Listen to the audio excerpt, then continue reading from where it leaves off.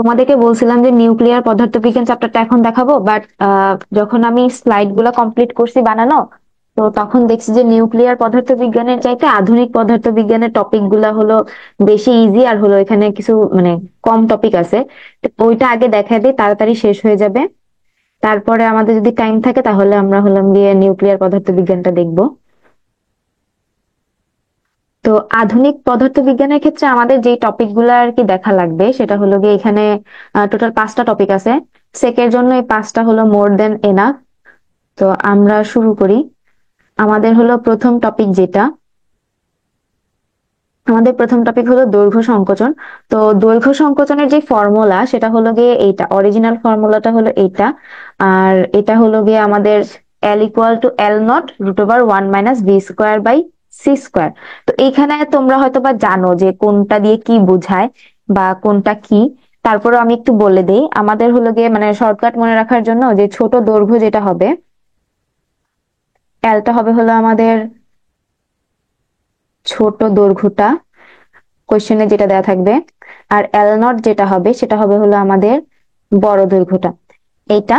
তারপর হলো যে আমাদের অনেক সময় তোমার এল আর এল নট দেওয়া থাকবে, ওইখান থেকে বলবে যে আমাদের ভি বের করতে। তো ভি বের করার জন্য এই ফর্মুলাটা ইউজ করতে পারো, এইখান থেকে এইটা ইউজ করতে পারো। আবার আরেকটা ফর্মুলা আছে, তুমি হলো যে এখানে ছোট মান বাই বড় মান, এই যে যেটা আমরা এল এর জন্য ছোট লিখছি আর এল নট এর জন্য বড় লিখছি, একই কথা। আর আরেকটা শর্টকাট আছে যে তোমাকে হয়তো বা বললো যে আমার দৈর্ঘ্য ছিল প্রথমে আহ একটা দৈর্ঘ্য দেওয়া আছে র্যান্ডম, ধরো এ। তারপরে বলছে যে আমার পরে দৈর্ঘ্যটা হয়েছে গিয়ে হলো টু আইস এ। আমার তাহলে দ্বিগুণ হলো না? তো সেই ক্ষেত্রে যত গুণ বলবে 1 - 1/n², এখানে n হলো যত গুণ বলবে ওই জিনিসটাই আর কি আমরা কাউন্ট করবো। তো আমরা কয়েকটা প্রবলেম সলভ করলে হয়তো বা আমাদের জন্য বিষয়টা ক্লিয়ার হবে। এখানে দেখো, এখানে বলছে যে একটি ট্রেন আলোর দ্রুতিতে কত গুণ দ্রুতিতে চললে এর চলমান দৈর্ঘ্য নিশ্চল দৈর্ঘ্যের অর্ধেক হবে। মানে কি বলছে, চলমান দৈর্ঘ্য নিশ্চল দৈর্ঘ্যের অর্ধেক হবে। তাহলে আমার এখানে এন এর মান কত? এন এর মান হলো গিয়ে আমার 1/2 এন। যদি আমি এই ফর্মুলাটা ইউজ করি, আমাকে চাইছে হলো এখানে কত গুণ দ্রুতিতে, তো আমার ভি চাইছে। তো আমি এই ফর্মুলাটা ইউজ করতে পারবো এখানে। তো আমি যদি এই ফর্মুলাটা ইউজ করি তাহলে আমার আসতেছে V equal to root over 1 - 1/n² into C. N এর আমি যদি হাফ কে স্কোয়ার করি তাহলে 1/4 আসতেছে। যেহেতু আমার এনটা নিচে আছে তাহলে আমার ফোরটা উপরে চলে যাবে। দাঁড়াও, 1 মিনিট। আচ্ছা, এখানে একটু মিস্টেক হয়ে গেছে আমাদের। মিস্টেকটা হলো আমাদেরকে যখন এখানে বলছে কি দৈর্ঘ্য অর্ধেক হবে 1/2, তো যখন আমাদের এরকম 1/2 থাকবে তখন আমাদের এন জিনিসটা হবে হলো 1/n এর ফরম্যাট অনুযায়ী হবে। আমি একটু আগে যেটা বলছিলাম সেটা হলো এন ফরম্যাট। তো আমাদের ফরম্যাটটা আসলে হবে হলো গিয়ে এটা হবে না, এটা হবে। তো সেই ক্ষেত্রে আমাকে যেহেতু 1/2 বা হাফ বলছে, তো সেই ক্ষেত্রে আমার হলো এন এর মান 2 আসতেছে। তাহলে আমার ভি এর ফর্মুলা আসতেছে হলো গিয়ে root over 1 - 1/n² into C. তো এন এর মান আমার 2, 1 - 1 বাই, আমার যদি এখানে আমি মান বসাই তাহলে আমার যেটা আসতেছে, তাহলে আমার মান আসতেছে হলো ultimately root over 3/2 into C. তোমরা চাইলে হলো গিয়ে এখানে এই শর্টকাট বাদেও তোমরা এখানে আহ এই এল নট বা এই পুরা ফর্মটা মানে এই ইকুয়েশন যেটা আছে এটাকে কনভার্ট করেও তোমরা ব্যবহার করতে পারো। আচ্ছা, আরেকটা কোয়েশ্চেন আছে, এটা দেখো এখানে কি বলছে যে দৈর্ঘ্য বরাবর, এখানে হলো এটা এটার সাথে দৈর্ঘ্য বরাবর 0.98 সি বা হলো আলোর বেগ যেটা, সেটা সেই বেগে চলমান প্রস্থের কি পরিবর্তন হবে। তো আমার এখানে কোয়েশ্চেনে বলছে যে কি, কোয়েশ্চেনে বলছে দৈর্ঘ্য বরাবর চলতেছে বেগ নিয়ে, তাহলে আমার প্রস্থ বরাবর পরিবর্তন কি হবে। তো এটা হলো একটা সিম্পল জিনিস যে আমার হলো দৈর্ঘ্য, ধরো এটা আমার দৈর্ঘ্য আর এটা হলো আমার প্রস্থ, আমি এই বরাবর চলতেছি, তাহলে কি আমার এই বরাবর কোনো পরিবর্তন হবে? হবে না। এটা হলো যেই দিক দিয়ে চলতেছে ওই দিক দিয়ে শুধুমাত্র পরিবর্তন হবে। তো আমার এখানে আনসার হবে হলো গিয়ে অপরিবর্তিত থাকবে,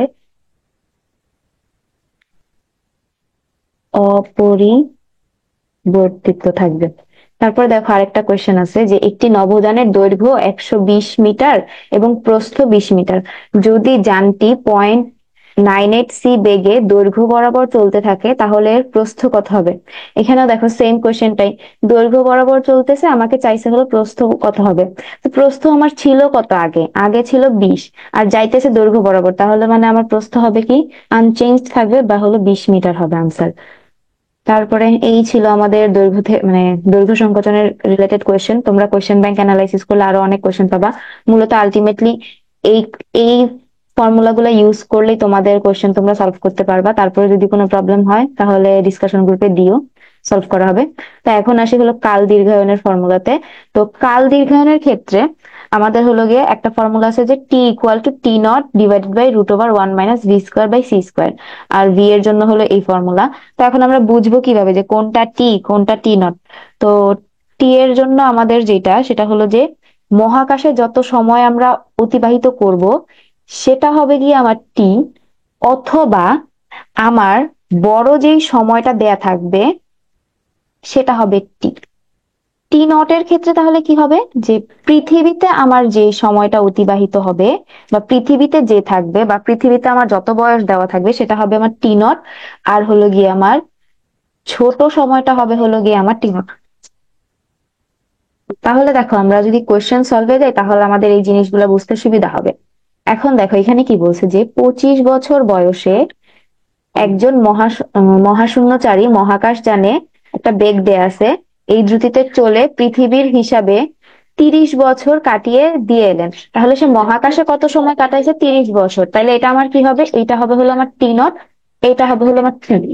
এখন বলছে যে তার বর্তমান বয়স কত, মানে হলো আমার এমন একটা এজ বের করতে হবে যে সে মহাকাশে 30 বছর কাটাইছে, কিন্তু এটা কিন্তু আসলে অরিজিনালি 30 বছর না। তো আমাকে এমন একটা টাইম বের করতে হবে যেটা কিনা তার বর্তমান বয়স হবে। তো বর্তমান বয়সের জন্য আমরা যে ফর্মুলাটা ইউজ করব, আচ্ছা আমরা যদি এই কোয়েশ্চেনটা সলভ করি, আমাকে এখানে দেয়া আছে আমার বের করতে হবে বর্তমান বয়স, মানে হলো আমার একটা এইজ বের করতে হবে। যদিও আমরা ইনিশিয়ালি এটাকে টি আর টি নট ধরে নিছি, বাট আমাকে এই জিনিসটা হলো পরে যোগ করতে হবে। এখানে যেহেতু সে মহাকাশে 30 বছর কাটায় আসছে, পৃথিবীর হিসাবে কিন্তু এটা 30 বছর হবে না। আমার কাল দীর্ঘায়ন মানে হলো পৃথিবীর হিসাবে সে আরো বেশি সময় কাটায় আসছে, সেটাকে আমাদেরকে বের করতে হবে। তো সেই ক্ষেত্রে আমাদের অরিজিনাল ফর্মুলা হলো এইটা, √1 - v/c² এই ফর্মুলা অনুযায়ী আমার হলো আহ এটাকে আমরা, কারোকে মাইক আনমিউট করা, একটু মিউট করে দাও, ইকো আসতেছে। তো এই ক্ষেত্রে আমাদেরকে এইটাকে টি হিসেবে কাউন্ট করে, এই ক্ষেত্রে আমাদের এটা টি হবে, যেহেতু আমাদের হলো গিয়ে আমরা পৃথিবীর হিসাবে টাইমটা বের করতেছি, মহাকাশে আমাদের অলরেডি এটা আছে। পৃথিবীর হিসাবে যদি আমরা বের করতে চাই তাহলে আমরা এই টি নটটা এখন আপডেট হয়ে আমাদের টি হয়ে গেছে, আমাদের বের করতে হবে হলো গিয়ে টি নট, আর সাথে আমার আসবে হলো গিয়ে 1 - v/c²। তো আমার হলো ভি এর ভ্যালু এটা আছে, সি এর ভ্যালু কত? আমার সি এর ভ্যালু হলো গিয়ে 1.8 কে আমরা কি লিখতে পারি? 1.8 কে আমরা যদি আমরা ভেঙে লিখি 1 - 18 × 10⁻⁸ জিনিসটা না লিখলেও হয়, কারণ মানে আমাদের আলোর বেগের ক্ষেত্রে কিন্তু 10⁸ থাকে, তো ওই জিনিসটা না লিখলেও হইতেছে আলটিমেটলি। তো এখানে 1.8 কে আমি 18 লিখলাম, আর নিচে আমার জন্য 3 থাকলো। তারপরে হলো আমি স্কোয়ার করে দিলাম, বাকি যেই পাওয়ার থাকে যে এই পার্টটুকু তো দুইটাতেই সেম, কাটাকাটি চলে যাবে। তো 3 দিয়ে কাটলে আমার থাকতেছে কত? 6। আর হলো 0 হওয়ার কারণে আমার থাকতেছে হলো 0.6। তো 0.6 কে আমরা যদি স্কোয়ার করি তাহলে আমার আসতেছে হলো কত? 0.36। 0.6 কে আমি স্কোয়ার করলে আসতেছে হলো আমার 0.36, আর আমি সেটা যদি 1 থেকে মাইনাস করি তাহলে আমার যে ভ্যালুটা আসে আর রুট করলে আলটিমেটলি যেটা আসবে সেটা হবে হলো আমার 0.8। তোমরা এটার একটা শর্টকাট আছে, নিচে দেখাই দিব। তো এইখানে দেখো আমার এই পুরা রুটটার ভ্যালুটা কত আসতেছে? 0.8। তাহলে আমার টি নটের মানটা কত আসবে? টি নটের মানটা আসবে হলো গিয়ে 30 × 0.8। তো আমি যদি গুণ করি,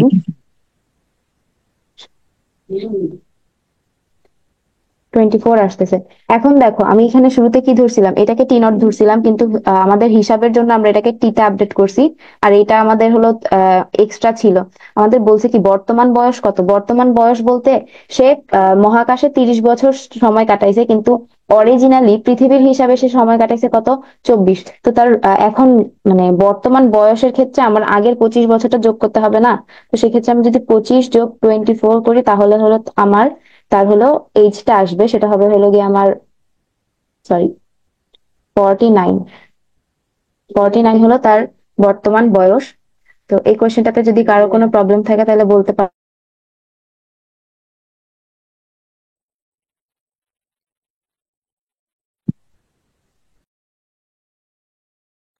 আচ্ছা, আমরা পরের কোয়েশ্চেনটাতে যাই। এই কোয়েশ্চেনটাতে আমাদেরকে কি বলছে? এই কোয়েশ্চেনটাতে বলছে যে 30 বছর বয়সে মহাকাশে একটা বেগ দেয়া আছে, এই বেগে গিয়ে 50 বছর কাটিয়ে ফিরে এলেন, বর্তমান বয়স কত? তো এখানে আমরা কি আহ, মহাকাশে সময় কাটাইছে, তার মানে সেটা হলো গিয়ে আমাদের টি। আর বলছে বর্তমান বয়স কত? T equal to T not root over 1 - v/c whole square. তো আমাদের হলো গিয়ে টি নট এর ফর্মুলা, টি আছে, টি নট বের করতে হবে, T into root over 1 - v/c whole square. আমার বেগ দেওয়া আছে কত? 0.8। তো এটা হলো আমার ভি। আমার সি এর ভ্যালু হলো গিয়ে 3। এখানে সি এর ভ্যালু তো সি রাখলাম ইনিশিয়ালি। যদি আমি সি রাখি, দেখো আমার কি হইতেছে, টি থাকলো ইন্টু রুট ওভার 1 - 0.8 স্কোয়ার। তো এইখানে দেখো, এখানে একটা সুন্দর শর্টকাট আছে। 1 - 0.8 হোল স্কোয়ার যদি আমি করি, আমার আলটিমেটলি যে ভ্যালুটা আসবে ওটা হবে হলো গিয়ে 0.6। আর টি আমার কত আছে? টি আছে হলো আমার 50। তো আমি যদি এটাকে 5 × 6 = 30 থাকে, আর হলো 10 যখন আমি করবো তখন আমার আলটিমেটলি এটা আসতেছে। যেমন এটাকে আমি যদি করি 50 ইন্টু 5 × 6 = 30 আসতেছে। তো আমার বলছে বর্তমান বয়স কত? বর্তমান বয়স হলে আগের 30-এর সাথে এই 30 যোগ করে আমার 60 আসতেছে। এটা হলো আমার বর্তমান বয়স। বর্তমান বয়স হলো গিয়ে আমার 60 ইয়ার্স। তো এই যে শর্টকাটের কথা যেটা বলছিলাম, যে এখানে দেখো আমাদের হলো ফর্মুলা যে 1 - v² / c² যদি আমার একের চাইতে ছোট হয় বা একের চাইতে বড় হয়, সেক্ষেত্রে আমরা কিভাবে ভ্যালোসিটিটা বের করতে পারবো? এখানে দেখো, আমাদের ভ্যালোসিটি যদি 0.8c হয়, 0.8c মানে কি? যদি আমি এই c এর মান কত, 3 × 10⁸, 3 × 8 = 24, মানে হলো 2.4। আবার 0.6c হলো 1.8 × 10⁸। আর হলো গিয়ে নর্মালি যদি আমার এরকম একটা ভ্যালু দেওয়া থাকে, এই তিনটা ভ্যালুর ক্ষেত্রে আমার তিনটা শর্টকাট আছে। আমার যদি ভ্যালোসিটি 0.8 দেয়া থাকে, তাহলে হলো আমার পুরা এইটার মান আসবে 0.6। যদি আমার 0.6 দেয়া থাকে, তাহলে পুরা এই মানটা 0.8। আমার যদি 0.98 দেয়া থাকে, তাহলে আমার আসবে হলো 0.2। তো সেই ক্ষেত্রে আমরা ইজিলি এই মানে এই শর্টকাট গুলা অ্যাপ্লাই করে এই ম্যাথ গুলা করতে পারবো। তো তোমরা নিজেরা একটু ট্রাই করো। কোশ্চেন ব্যাংকে আরো অনেক ম্যাথ আছে এরকম। আমরা নেক্সট টপিকে যাই, সেটা হলো গিয়ে আমাদের ভরের আপেক্ষিক, সরি, ভরের আপেক্ষিকতা। তো এইখানে হলো গিয়ে যে আমাদের তিনটা জিনিস আমরা পড়তেছি, দৈর্ঘ্য সংকোচন, কাল দীর্ঘায়ন, আর হলো ভরের আপেক্ষিকতা। এই তিনটার মধ্যে শুধুমাত্র দৈর্ঘ্যটাই আমাদের কমে যায়, দৈর্ঘ্যটাই শুধুমাত্র কমে, ভর ভর বৃদ্ধি পায়।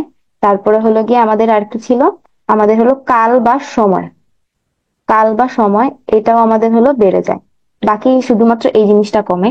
তো এখানে দেখো, আমাদের এম এর যে ফর্মুলা, এম আর টি এর ফর্মুলা সেম। তো সেই ক্ষেত্রে আমরা কি বলতে পারি, যে আমাদের হলো যে যেই ভরটা ছোট থাকবে, এম আর এম নট কে আমরা কিভাবে আইডেন্টিফাই করতে পারি?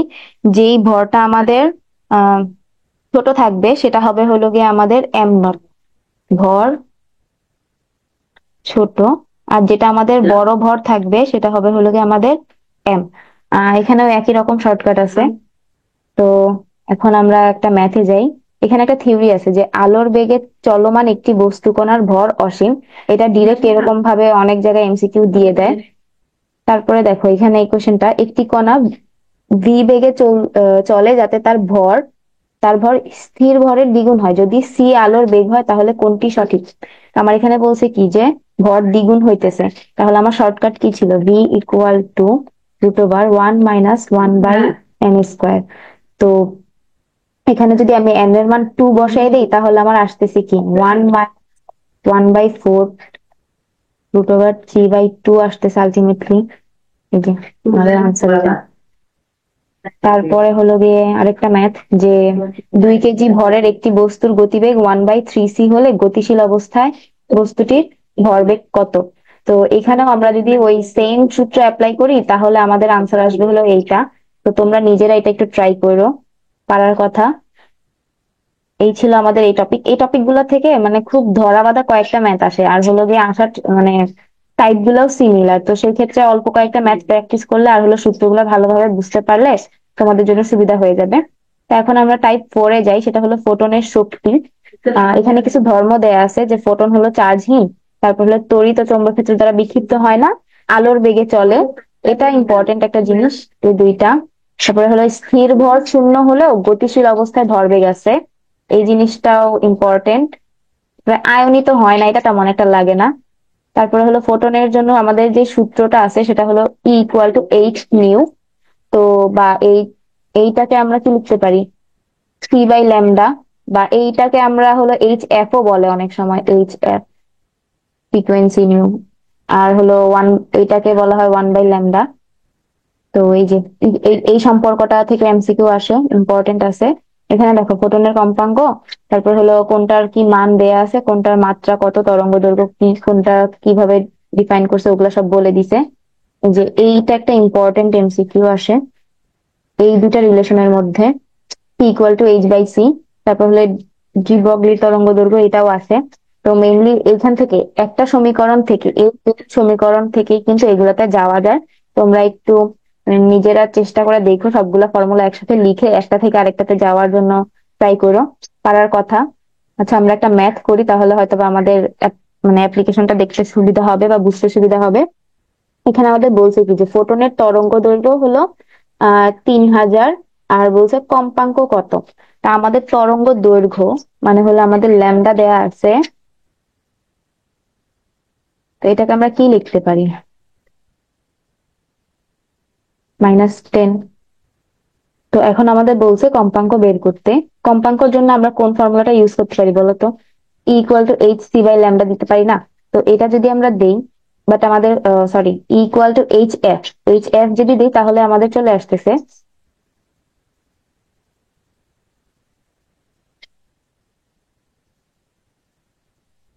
F = 1/λ। Hf হলে আমাদের হলো গিয়ে ল্যামডার ফর্মুলাটা কি আসতেছে,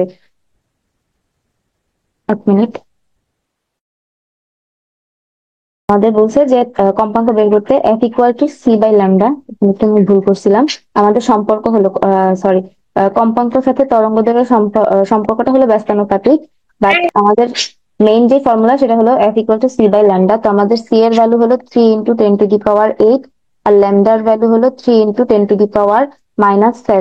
3 কাটা গেল, এখানে -7 আসছে, হলো আমি এই তিনটাকে কাউন্ট করছি, তো সেক্ষেত্রে আমার -7 আসতেছে।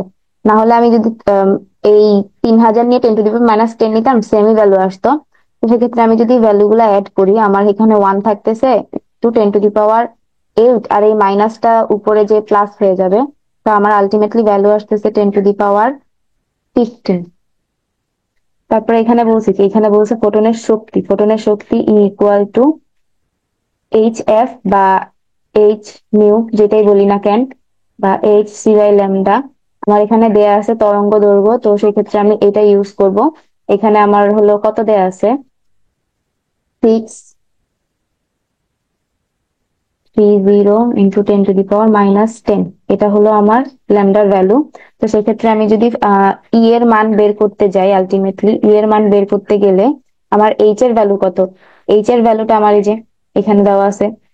এখানে এইচ এর ভ্যালু, ধরো তুমি পরীক্ষার হলে হঠাৎ করে এইচ এর ভ্যালুটা ভুলে গেছো, ক্যালকুলেটরে কিন্তু তুমি মান বের করতে পারবা, এইচ, ভি বা যত ধরনের ধ্রুবক আছে সবগুলাই ক্যালকুলেটরে বের করার একটা নিয়ম আছে, তোমরা একটু দেখে নিও, বা হয়তোবা তোমরা নিজেরাও জানো। তো সেক্ষেত্রে আমরা যদি ভ্যালু গুলা বসাই, 6.63 × 10⁻34 3 × 10⁸8, তারপরে হলো আমাদের এই যে এই ভ্যালুটা যদি আমরা বসাই 6.63, আমি আমার নিজের সুবিধার জন্য এটাকে 10⁻⁷ ফর্মে নিয়ে নিছি। সুবিধাটা কি দেখো, এখানেও আমার 6.63 আছে, এখানেও 6.63 আছে, আমি দুইটা ইলিমিনেট করে দিতে পারি। তা এখন আমার থাকতেছে কি উপরে শুধু 3 × 10⁸ -7টা হয়ে যাবে +7, আর এখানে -34 থাকতেছে।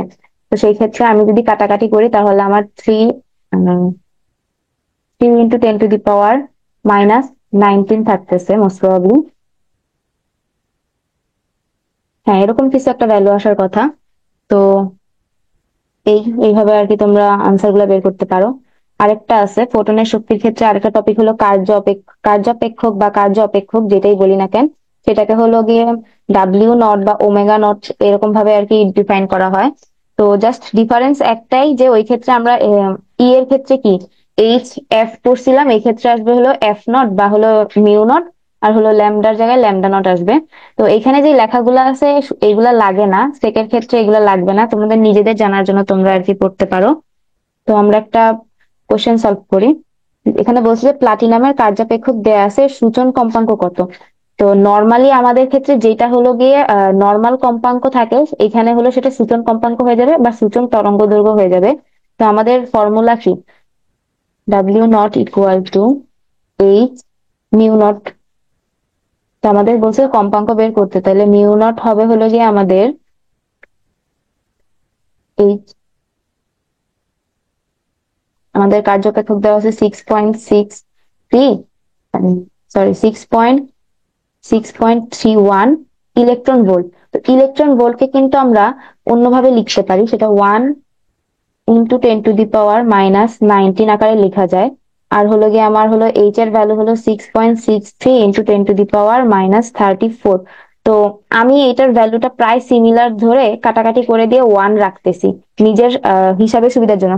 অবভিয়াসলি তোমরা সেটা ক্যালকুলেটর ইউজ করে মান বের করবা, কিন্তু হিসাবের সুবিধার জন্য আমরা এটাকে 6.63 ধরে নিচ্ছি। তারপরে আমার এখানে পাওয়ারের হিসাব যদি করি, আমার থাকতেছে কি -19 প্লাস হলো গিয়ে 34 থাকতেছে। তো আমি যদি হিসাব করে দেখি তাহলে আমার ভ্যালুটা কি আসবে, আমার ভ্যালুটা মোস্ট প্রবাবলি কত আসে, এটা হয়তো তোমাদের ক্লিয়ার। এখন আমরা ফোটনের শক্তিতে যাই। ফোটনের শক্তির এখানে আরেকটা টপিক হলো আলোক তড়িৎ ক্রিয়া। তো ওই জিনিসটা হবে হলো গিয়ে আমরা একটু আগে যে দুটা টপিক পড়ছি, যে কার্যাপেক্ষক আর হলো গিয়ে আমাদের আহ ফোটনের শক্তি, ওই জিনিসটা মিলায় হলো আমাদের গতিশক্তির ফর্মুলা আসবে। গতিশক্তির ফর্মুলার ক্ষেত্রে আমরা এইভাবে এটাকে কিন্তু সাইড চেঞ্জ করে এইভাবেও লিখতে পারি যে omega not equal to E minus E K, এভাবেও লিখতে পারি। বা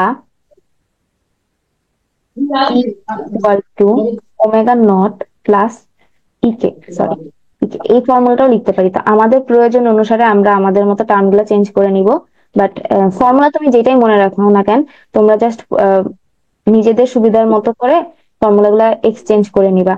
তো এখানে আমাদের হলো, এটা হলো আমাদের নর্মাল ফোটনের যে শক্তি এইচ সি বাই ল্যামডা, আর এটা হলো ওমেগা নট। ওমেগা নটের জন্য আমরা যেটা লিখতে পারি H C by lambda naught, এটাকে আমরা এইভাবে লিখতে পারি। তারপরে হলো তারপরে হলো আমাদের ইকে এর জন্য আমাদের কি half M V square, normal গতিশক্তির যে ফর্মুলা।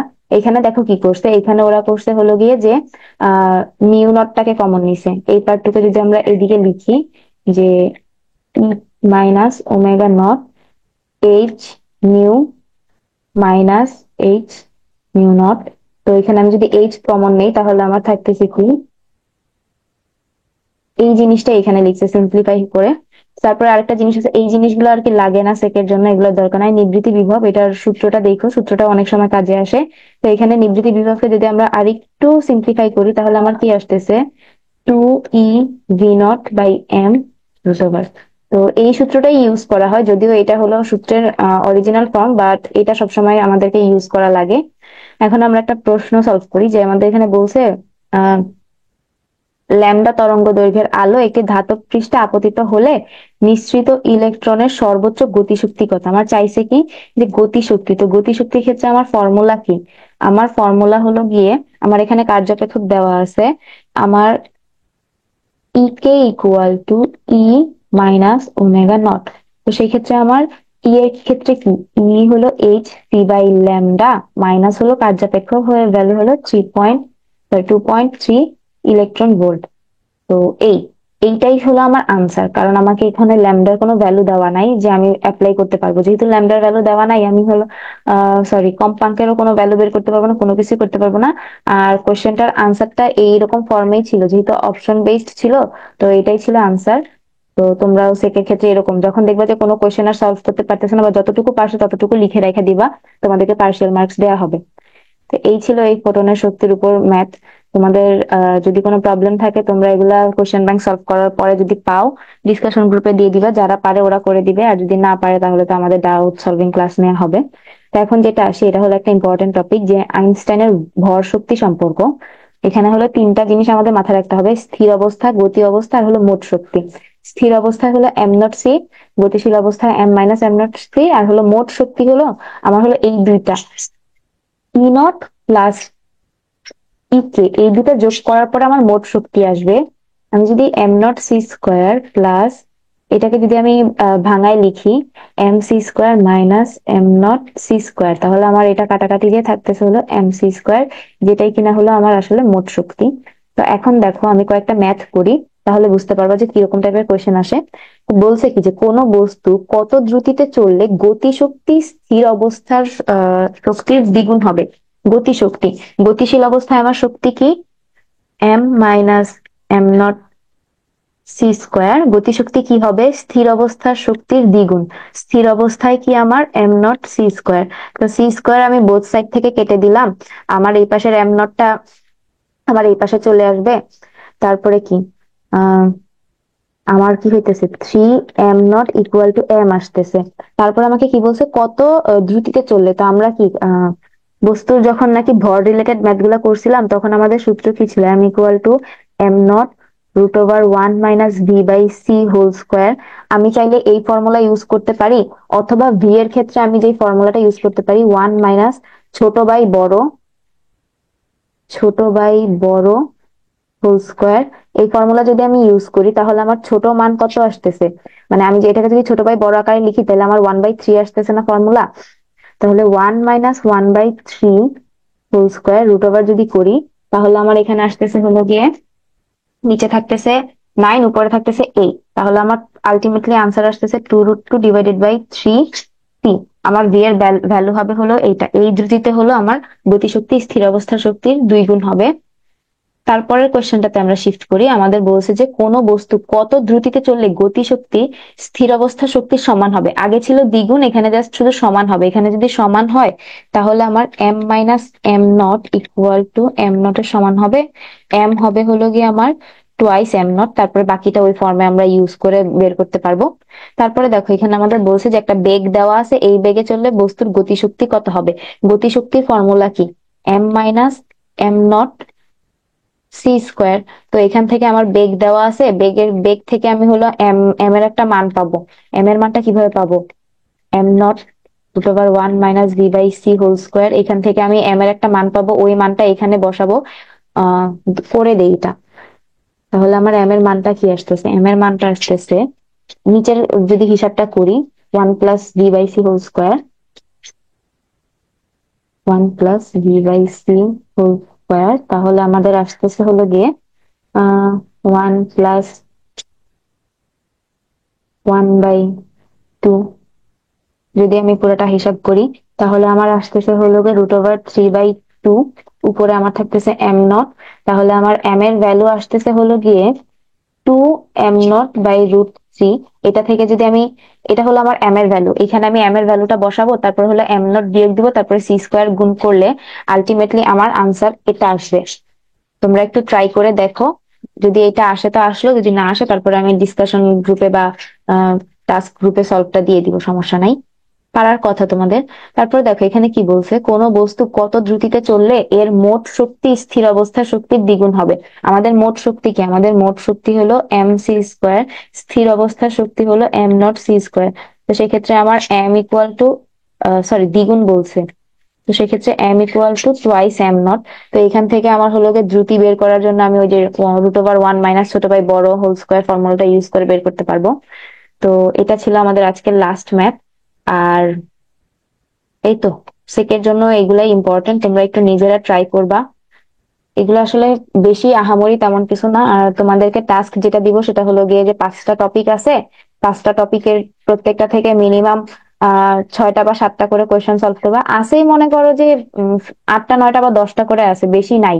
আর এগুলাই হলো মেইনলি আসে বেশি। আর নিজেরা চেষ্টা করবা একটু শর্টকাট গুলা বের করার। তো এই ছিল। তো যেহেতু সময় আছে, একটু আমরা আরেকটা চ্যাপ্টার শুরু করে দেই।